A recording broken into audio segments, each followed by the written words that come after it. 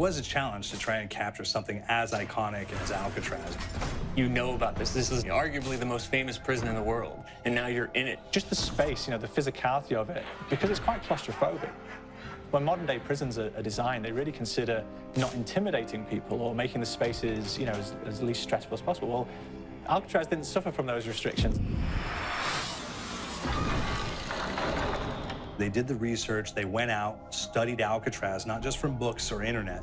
They were actually there to feel the environment, so it really sets a mood that gets you a little spooked.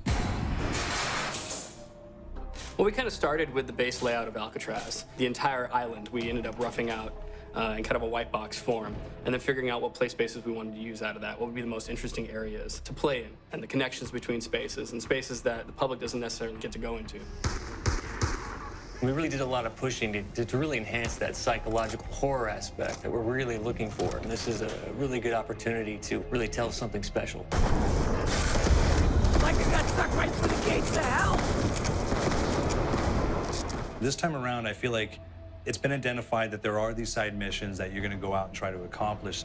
Al and the rest of the groups put together this escape plan, but the point is to get the parts and assemble this plane so they can get off the island. We did something new for the first time. We have actually contextual music that goes off. So that's a first for zombies. And it's all based around this horror thriller aspect. Every location will have a specific stinger that you hear when you find it, when you discover it, when you start unraveling the story, we start building on the music that you're hearing, and it's really enhancing that experience and going along with it in parallel.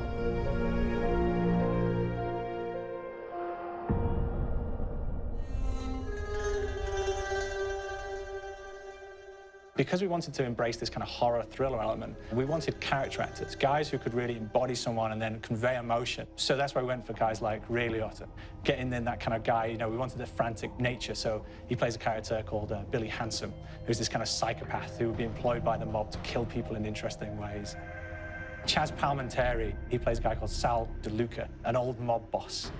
Michael Madsen playing Finn O'Leary. He's kind of worked himself from the floor, you know, from the streets. He's got his hands dirty in the blood and the guts a couple of times. And then we had Joe Pantoliano, and he plays Arthur Arlington, who's nicknamed the Weasel. Those guys, they bring a quality and a subtlety and timing that you can't really identify or try to recreate. Bring it on, you dirtbags! You start off in the afterlife mode, and that's just going to be, you know, what's going on. You're going to try to solve the mystery from the second you start. Afterlife, to me, brings a new element, like a new puzzle element. It forces me to think a little bit more or look for the clues or kind of think of zombies on a slightly deeper level.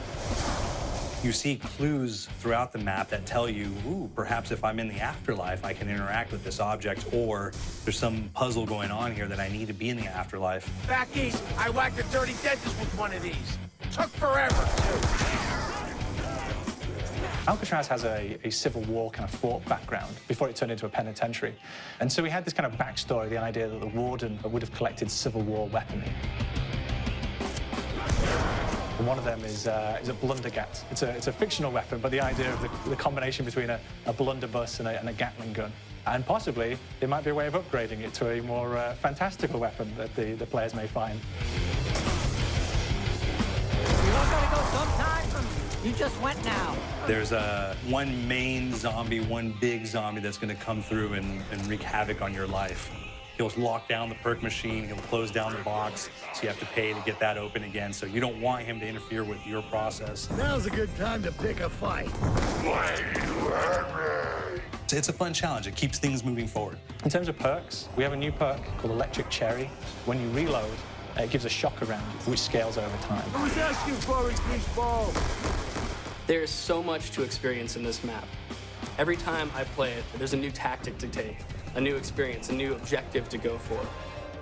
But there's also this layer of things that we aren't exactly exposing to the players right off the bat and will need to be discovered. Don't let me go. Is it the calling we hear? We've got the undead in there, we've got these historical elements, and these fantastic actors all seem to be with peace with each other in this kind of same world. So it's magical, and our team is incredibly excited by it.